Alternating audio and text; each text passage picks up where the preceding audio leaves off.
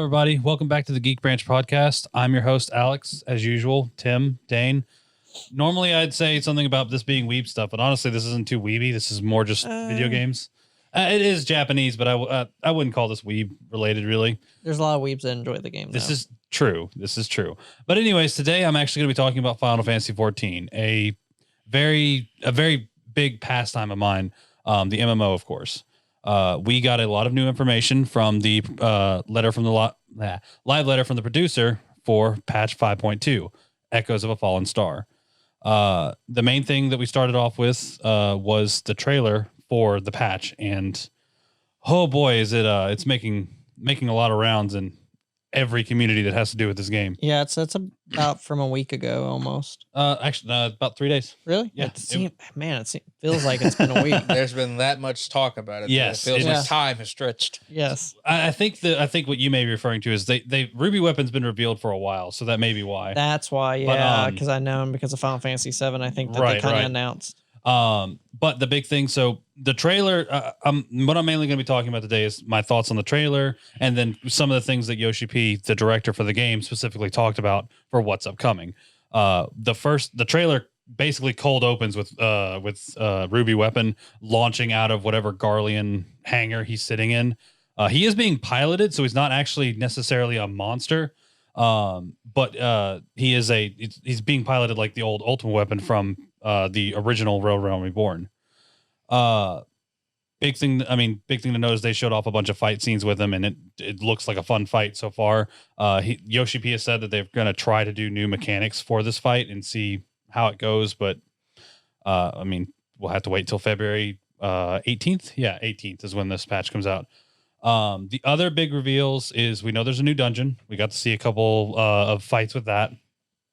We got big reveals for the raid scene this time around, where we've seen 3 of the fights. We saw what looks like a shadow effigy thing with a bunch of birds floating around it. Don't know the whole big thing about that yet. We do know it involves one of the main characters of called Gaia, who we've seen but haven't actually interacted with yet. And then we have Shadowbringers. Yes. And then the other big thing is we saw more primals because of how the story for Eden is going. We saw Ramu mixed with Ixion from 10, which people have affectionately started calling him Ramuxian. We're fighting. I gotta work on those names. But we're fighting what looks like on the Thunder Plains from 10, if anybody remembers that terrible place. And then we have a duo fight with Ifrit and Garuda, and they both have redesigns as well. Past that, there's a lot of story implications, specifically the fact that I think we're going back. We might actually go to Garlemald finally. Deal with the what is it? What's the lab? I am forgetting the name at the moment, but it's the lab where Sid's father dealt with dealing with Dalamud, bringing Meteor down. I believe we're finally going to deal with that. But past that, there's not too much else from the trailer. It was very big, but for people who don't have context, I specifically I had Tim watch it. I don't know if Dane, did you watch it at all? Yeah, I don't think okay. so. No. I watched it for a second. Final Fantasy 14 is a great thing, but it's not my thing. Right. Without context, there's not a lot to know about it. I mean, I'm still pretty up on Final Fantasy lore, despite skipping like 2 games every time they release something. Well, yeah, but most games have their own internal lore. That's why I say. Yeah. But specifically, the trailer's hype. Straight up, I've watched it like 20 times, and I probably will continue to keep watching it until it comes out.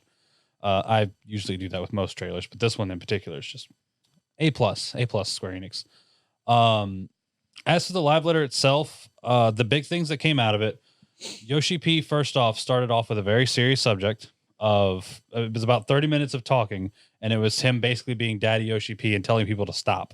Stop what? So one of the big things for the game is people like to put in mods. Yeah. Specifically mods for their characters. While it's still working on the servers. Yeah, it's a visual mod. Yeah, it's just a visual mod. All it is it overlays onto your character and changes how your character looks. Okay. You can imagine where this is going. Yeah.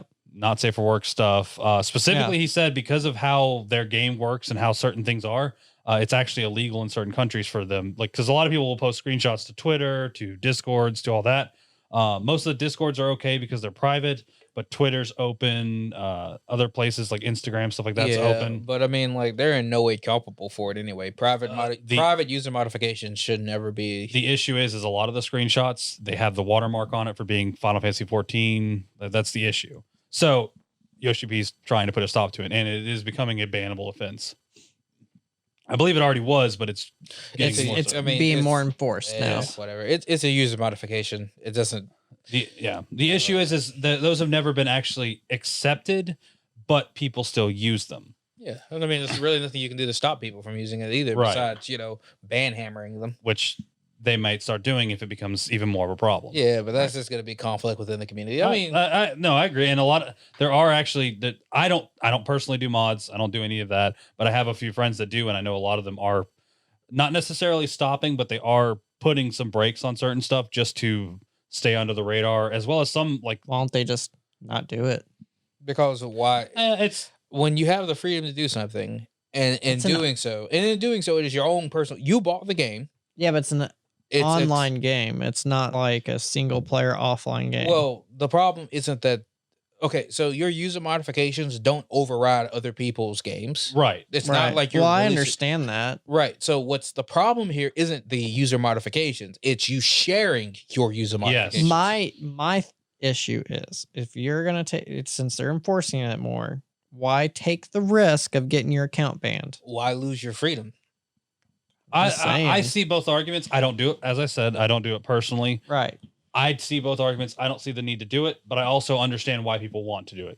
Because honestly, some of the customization options in the game, they're not that great. I'll admit that personally. Right. But I don't feel the need myself to do it. Look, all I'm saying is that they've paid for the game. They bought all the DLC. They pay the monthly fee. They pay the monthly fee. It is mod accessible. And from there, it is up to them personally as the consumer that has purchased the product to be capable of doing anything they want with it. Now, the problem that I have, and this is the only problem, is that the moment that they share it and it appears to be official content for the game, that's where they should be getting hit. They should be getting banned. That's the problem. Well, no. I'm saying they should be getting banned on Twitter. They should be getting banned and censored with these public because they're shares. given a false right. But they shouldn't be banned from the game because there's nothing wrong with what they're doing in the game. Well, using the mods themselves is against the term of service. Other characters can see those mods. No. That's my point. Me personally, I don't ever see any of the mods that anybody else has. Okay, because it's an online game. Your modification doesn't override everyone's base game. Specifically, though. Using outside interfaces or whatever you want to call them, outside mods, stuff like that, is against the terms of service of game. That is why it is a bannable offense. It's just never been a problem before, and they've never cracked down on it like this. Right. I would have had more issue with it if it actually showed up to other people's screens. Right. So. Well, it doesn't. It never has. Yes. And it never will because that's not the type of game this is. It only shows up if other people have those mods themselves. You can share your mod across multiple people, and there it would be. But regardless. WoW's had this similar thing. Yeah. Even if it being in the terms of service, I've used WoW mods for their user interface because I didn't like their old user interfaces. That's the reason why everyone does it. Yeah. So the problem is like even if it is in the terms of service, in reality, that's only there to prevent cheating. Well, that's the other big thing that I was going to bring up is the other part of why they're cracking down so hard on this. Epic of Alexander has been the big ultimate fight that's come out. The people who run I believe the program is called ACT. It does a lot of does parsing for damage and stuff like that, so you know how much damage you're doing, and it's not that big a deal. Except that there's also plugins that you can do to ACT that make fights easier, is the best way to put it. To give an easy example of it, and what I know of is being used, one of the main mechanics in the Ultimate of Alexander fight is a AOE that is not seen. It is something that is completely controlled by the player in the fact that where they're facing is where the AOE will go out. And if you're facing the wrong way, it will wipe the party. Specifically that. This trigger basically shows where that player needs to stand and where that AOE will go out, so nobody gets hit by it. and it basically it doesn't necessarily break the fight because it's still you have to avoid it and everything, but it's still it's a game breaking thing in my opinion. It's not something that should be there. Not really. I mean, it's just okay. So the problem, in fact, there isn't any problem with that to begin with, because to me, what happens is that information has always been accessible.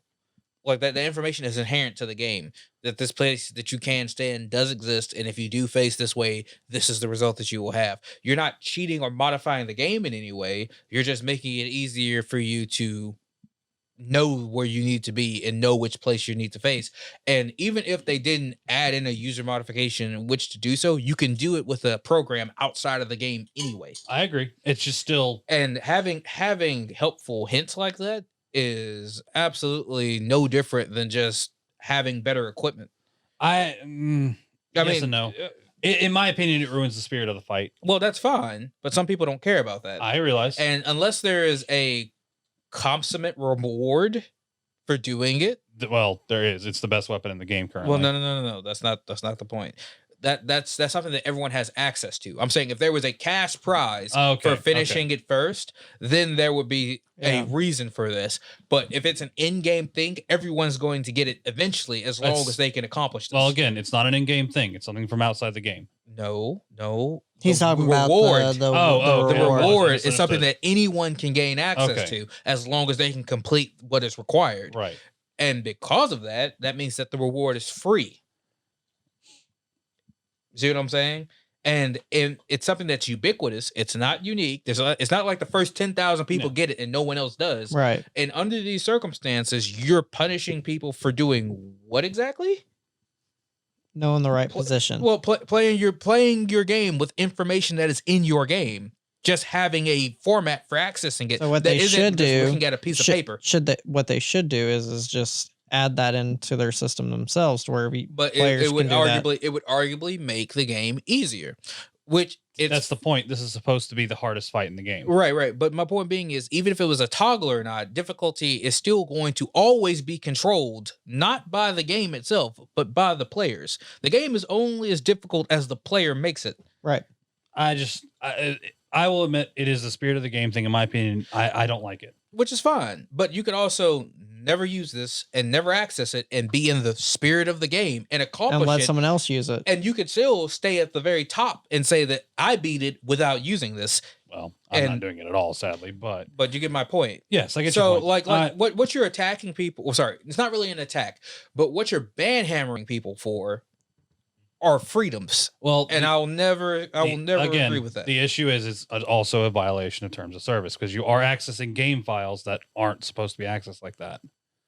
That's the point. Sure. Okay. But it's an online game. Online games do have stricter rules. No. But my point being is that you could still do this without accessing game files, right? I mean, you could do it without it at all. That's the point. It's been done without it.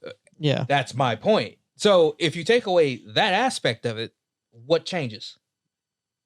For instance, the information is already there. It can be compiled outside of looking at game files by just playing it. Well, yeah, I agree. Right? I agree with that part. Okay. So if someone took that and then formulated it into an app without ever touching game files, just from user experience, a little toggle that came up is like, this is where it normally occurs during the fight. This is what you should do. It's just advice at that point. Seeable advice. I'd be okay with that. It's just So what I'm saying is that we're getting into the minutia of the thing. Yes, you're correct. And I personally don't think that the minutia of this is ban worthy. I'm not going to say it is or isn't. I also don't use it. So he's mutual on this because it doesn't affect him.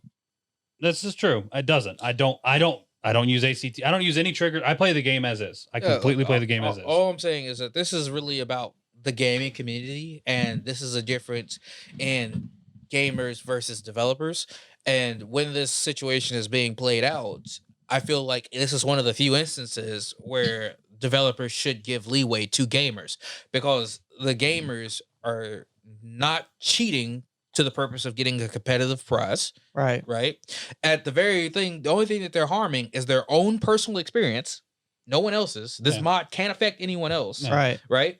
And if it was to be that at the very least this was a matter of reputation, well, it's very easy for anyone who says no, it's Hold very on. easy. Look, go ahead. No, go ahead. Yeah, okay. It's very easy for anyone to say that, okay, cool, I beat this game first using this, for instance, and then at any point in time, they can ask for a record, as in, like, show me your log and show that you didn't do this with any mods or anything like that. If you present a legitimate record or legitimate log, then you get to claim that prize. But everyone in the gaming community knows that there are people that can speed run and cheat. Yeah. So my point being is that at no point in time is this attacking the spirit of the game itself. It's all about individual players playing the game the way that they want to. And a lot of people can disagree with people's personal choices, but that's all that it is. It's a personal choice. Yeah. It's not worth the banhammer as far as controversy goes. Either way. Is there any other information from the patch you wanted to talk about? Specific. Well, I was going to get into that. After that, he talked about some new features specifically to markers. They're adding a where you can do presets for markers for fights and stuff like that. What else was there that was interesting?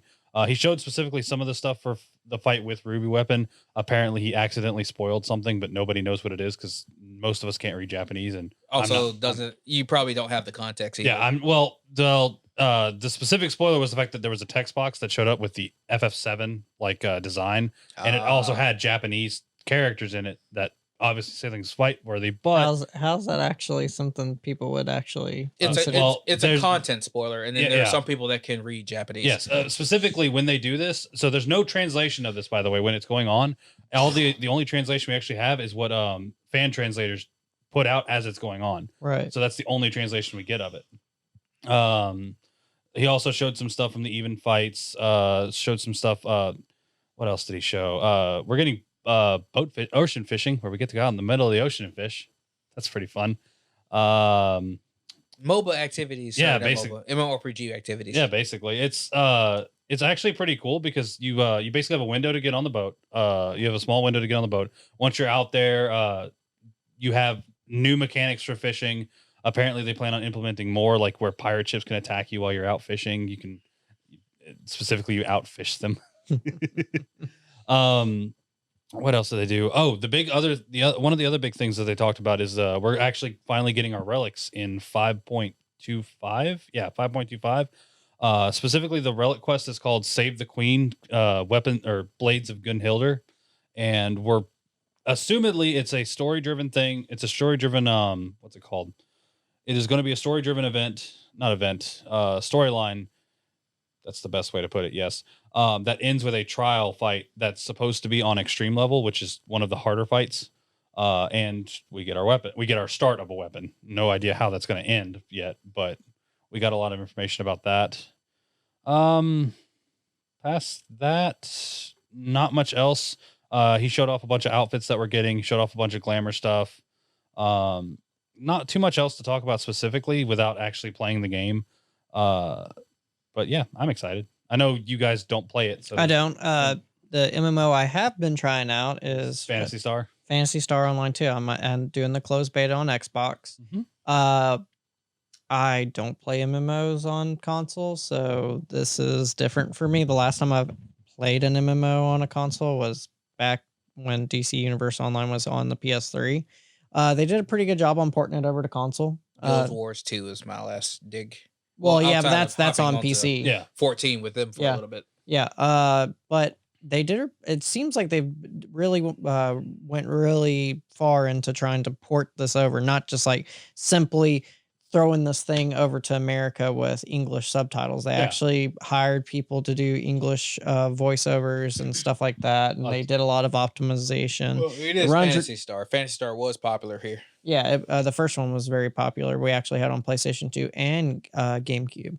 I'll have to look up the cast because I'm curious. Yeah, but that's an MMO I'll check out. I tried to get back into Final Fantasy 14 with Stacy, but she said it gave her a headache. So certain games give her headaches very easily. So if she's not going to play it, I'm not going to get it super into an MMO unless she's playing with me. Yeah, plus, I mean, 14 is one of the more micro-intensive MMOs anyway. Yes. And y'all know my gaming time schedule is not as much as it used to be. Yep. I mean, I'll admit I haven't actually been playing much 14 lately. I've been having a lot of just Stuff going on. mhm. Yeah, and then plus that we record 2 days a week, so you guys get plenty of us. Yeah. So, Content. yeah, Content. exactly. So, But either way, I'm excited. I know, as I said, I know neither of you play it much, but I wanted to talk about it a little I bit. enjoyed it when I played it Yeah. when it first came out. Not A Realm Reborn, but when they rebooted it. I mean, No, A Realm Reborn. No, was that's the what I mean reboot. when they did the Yeah, reboot I with mean, A Realm Reborn. I have a cap level character that I sword and board with, but that's all that I do. Like, so personally, it means that I just occasionally log on because I paid for it, and I'm like, I should have played at least. I a think little the bit. issue for me was that my guild was a little too hardcore into it, and I did not have the time that they were wanting me to have. Oh yeah, I play with a casual guild that we just fuck around half the time. Yeah, see that I would have enjoyed a lot more. Yeah, there are some people that want to. Once again, a big part of MMORPGs that don't have like tournaments or rewards, like actual real life cash prizes or something like that, is pure rep. Yeah. And so Yeah. when you get to like the top 10 guilds, it's purely just Yeah. a rep race. Right. About the only time And some people have more time on their hands than others. about the only time they do like actual big reward things is when they do the feast, which is their PvP team matches. They do. I don't know actually if they have a cash reward for the big tournaments, but they do the FanFest tournaments every year. Yeah. So And like, so that's the whole point. It's like if the game itself isn't inherently a competitive event, yeah, you should be really lax. I get you. I know a lot of the big streamers that do like try to do world for first. They are very competitive about it. They don't share information. They don't do anything like that. So like my thing is like as long as you cannot affect another player. Yeah, I get what you're saying. I guess just specifically I'm speaking of Harvey because he's been doing this fight since it came out and he unfortunately hasn't cleared it yet. But then he's watching somebody else who's using this information and using these tools and they just cleared it and it It's feels frustrating to him. it feels like And I hate that for him. I do. But at the same time, they're already lesser than you. A gamer to gamer, they're Yeah. already lesser than Yeah. you. You should just disregard oh them. no, that's what I they told. took a- That's yeah, exactly what I because told they're, him. It's like, they're taking a shortcut. Right. in my opinion, they cheated. Not Yeah. to say that they're bad people. Not to say it's like using a console command, but not to say that they not to say that they're bad people. Not to say that they're like in any way reflecting upon them negatively. But gamer to gamer, they're lesser Yeah. because the whole point of a game is to be the best of it in your own personal skill. Yeah. But beyond that statement, there is nothing else to say to them. It's their right to do whatever the hell they want. Like for me, for instance, I've played all 3 Dark Souls games with a keyboard and mouse, and I feel better than most. Like I feel like I'm better as a gamer than most people that have beaten those games because most people beat those games with a controller.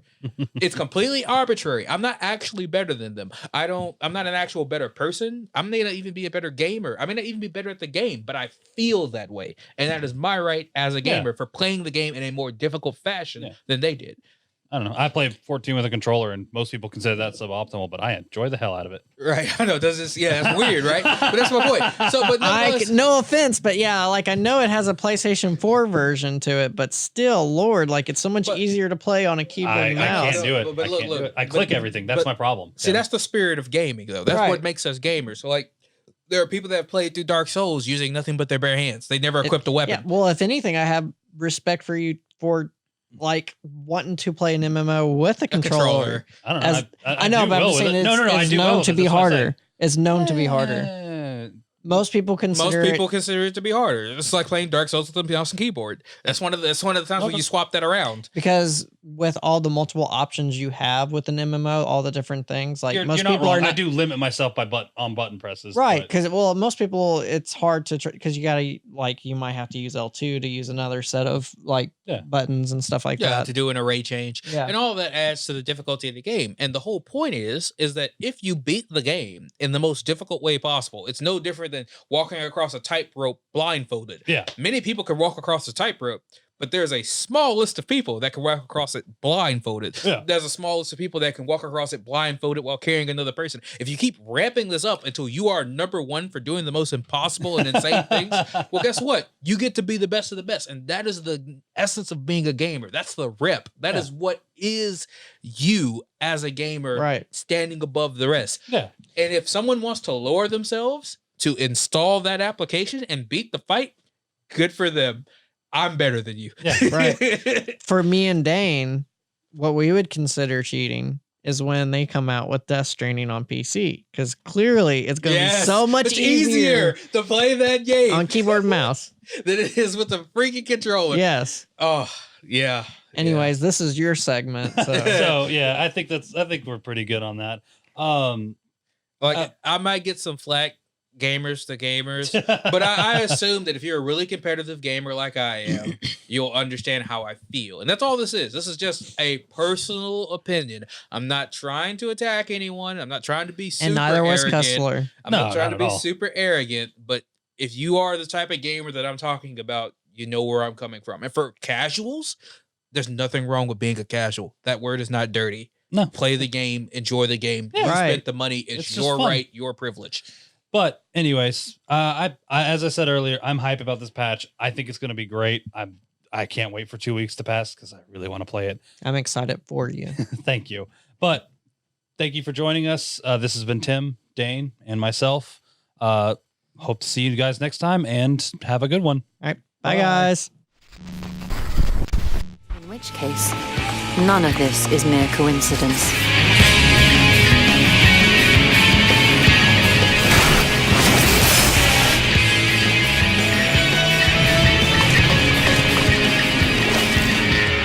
Only by the will of the star itself could such a miracle come to pass.